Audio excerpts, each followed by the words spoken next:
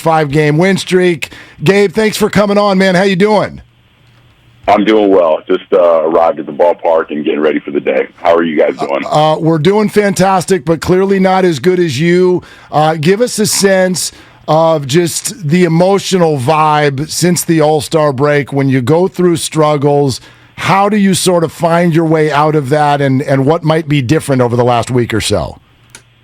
Yeah, I think it's impossible to ride the wave for players and for coaches. You know, the season is 162 games long. You've got 30-some-odd games in camp. You're pushing towards the playoffs, and the playoffs are a whole other animal in terms of how much energy it takes to get through those.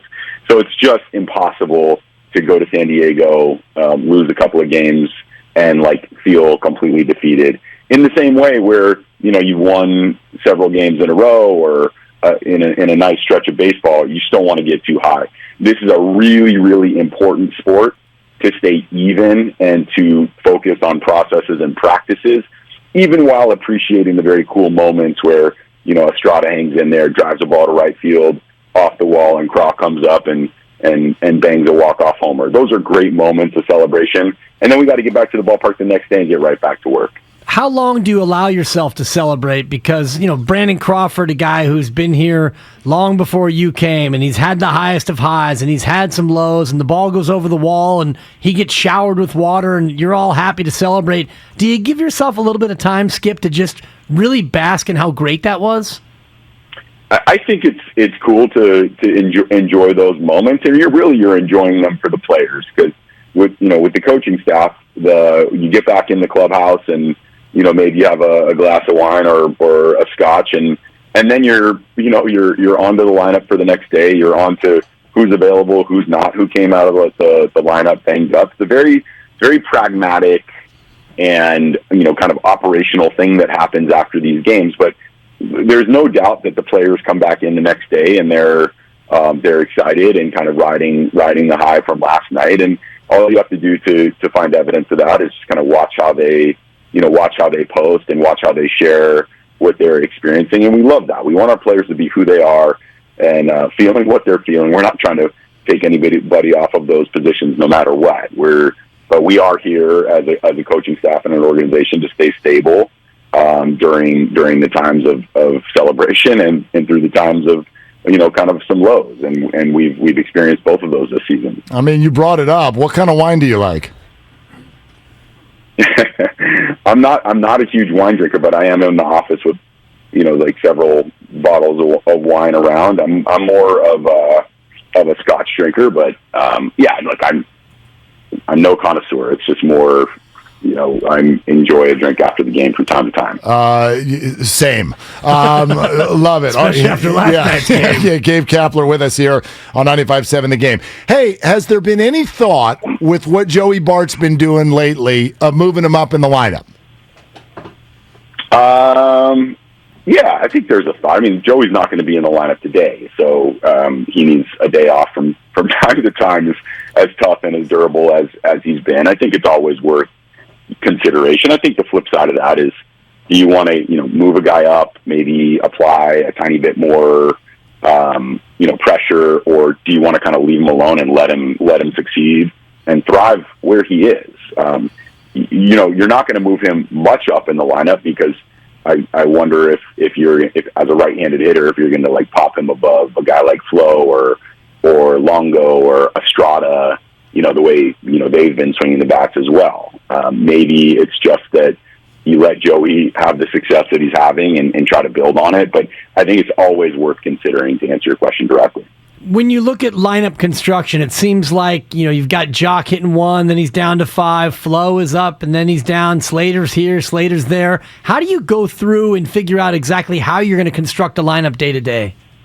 That's a great question, because it's really, as on the surface, it looks like, well, you're lining up your order in, you put your best hitter in the 3 hole, or you put the on base guy in the 1, or you put the guy that can move the runner over in the 2. And I think that's sort of how it's traditionally looked at. But the first thing we're looking at is the relievers in the opposition's bullpen, and when those guys may come into a game to force us or to attempt to force us to make a move, right? Everybody knows, based on how we managed our roster last year and how we're managing it this year, that when we have an opportunity to go for it, we're not uncomfortable, using our bench early in the game, sometimes as early as the 5th or the 6th inning, sometimes even before if we think a bullpen game is going to happen on the other side. So lineup construction is more about where their relievers are going to come in and what our lineup is going to look like if and when we pinch hit, so that we make it more difficult for them to match up late in the game. And so that, let's say a team has a left-handed closer, by way of example, this is just an example, like Josh Hader, that he's not going to pick off a string of 4 left-handed hitters in a row. We know that platoon advantages are real in this game. They're very dependable. They're very predictable over a long period of time. And so we're just trying to combat that and make it a little bit more difficult for opposing managers to match up late in games. Gabe, I want to ask you about something that I guess we as fans, we just don't get to see. And I know the thought about the entire Giants regime right now, which is that it's robotic and mathematical. And I'm sure there's so much more that goes on behind the scenes that we don't get to see. So when the team struggles, and you talk so much about a process, when the process is taking a few weeks off, in other words, when it's not working, and guys are having confidence issues, what do you do? How do you handle a clubhouse through that? I think when that happens, and it's inevitable in every clubhouse that I've ever been in as a player, and through 12 years at the major league level, through player development times over the years when that was my job, you see players go through times of struggle, in particular when, as you mentioned, things are not working. So the only move in those situations is to listen and to apply that to, this is really interesting, to that formula of decision making. So I was just actually talking to one of our staff members. We're talking about how pitchers fatigue. And so we have this kind of math about how they fatigue when they get to a certain number of pitches, or when they're going through a lineup for a third time, or when we start to see a velocity drop or a command drop. But then we couple that with what the pitcher is feeling and reporting in the dugout. Hey, I just emptied the tank in this last inning, or I've got another inning, but let's make sure that we have somebody up behind me to support in case I get into trouble. Right? That's the feel part. That's the confidence part that we're equally devoted to. And I think you're kind of teeing me up nicely to help, express it. We care about those things a lot, and they're factored into our decision-making process, both at an organizational level and at a lineup construction game management level.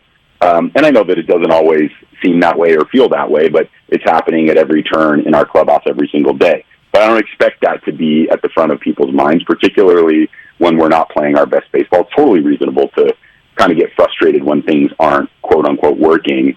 But that's why this game is so important to take the long view on. Baseball has never been meant to be evaluated in 1 week, 10-day, 2-week stretches. That's why, 550, 600 plate appearances is the best way to evaluate a hitter, or maybe even more than that, or 70 innings for a reliever. Like, that's when you get the most robust sample on them. And I understand why it feels like, in a 10-game stretch, we're learning everything we need to know, but it just hasn't worked that way historically in the game. I appreciate the well-thought-out response to that, and very logical, and the mathematics of it is terrific, and it leads me to a question about the emotions. And you got ejected a couple of weeks ago, and it felt like, you went away from the emotions of the spreadsheet and the script, and, you kind of lost your cool. Can you take us through, was that a culmination of the previous 2 weeks? What happened in that moment where you actually got ejected? I think it was in response to what was happening on the field. I can tell you exactly what happened, but Harlan Garcia had that moment where he kind of locked eyes with Mookie Betts, and Harlan, I think, took it a step too far, and we've talked to Harlan about it since. In those moments, my job is to, and the umpires agree that my job is to kind of keep the field calm, and I did that. I went out and I got Harlan, and Harlan was already in the dugout when Phil, the umpire, approach. And when he approached pretty aggressively and kind of was asking me to do what had already been done, which is to get things under control. Like the entire incident was over at that point. And so I was pissed. I was pissed that that's the way he approached, and I wanted to let our players know that I was behind them all the way, and that no, there's not going to be anybody that was going to take me off of that, and that was just the emotion of the game, and it just came out in that moment. I love it. I'm an emotional guy, and I work with a very well-measured guy, Mark Willard, who, by the way, quietly does an impersonation of you. We call it Gabe Yapler because your voice is so deep and it's so profound. Would you sustain a question from Gabe Yapler, Mr. Kapler? I would love to. I would love to have that question. I mean, it's an honor because I get jealous when people have a lower baritone than me, Gabe. This is really what this is about. So let me. I'll give it my best shot here. All right, here. Obviously, we feel that bike rides on the Embarcadero are good for the soul, and losses are not. So, what do you, as a manager, personally do when things aren't going well? Wait a second. Is that the pace at which I talk to? Am I? Yeah, and it's the use of the word. Obviously. Sometimes, obviously, and we as an organization. Now you do. I've been listening to you right now. So good. You speed it up a little bit, but it's like an impersonation has to sort of like accentuate some of the fun things that you do. So I mean, that's my ear, Gabe. That's my ear, and I'm sticking with it. No, it's very well played. I'm honored that somebody is caring enough to impersonate the way I speak. Good for you. Well done. And it's also your passion for medium rare steak and scotch and bike rides. Yeah. And Gabe, could you please answer the question? When things aren't going well, what do you do? Oh man, I come on your radio show, and I guess that's when I would avoid it. When things aren't going well, what do I do? No, man, I relax through it. Honestly, I relax through it. It's just I don't try to control things that are outside of my control. I stay pretty even. I'm just not going to get caught up in anything noisy. How's that? That's perfect. That was a great answer. That was. Hey, you're such a good sport, man. Sport. Yeah. Thank you so much for making the time today, Gabe. Enjoyed it. That was cool. All right, I appreciate it. Good, Gabe Kapler. Good luck tonight. All right, we did it. Yeah. We did it.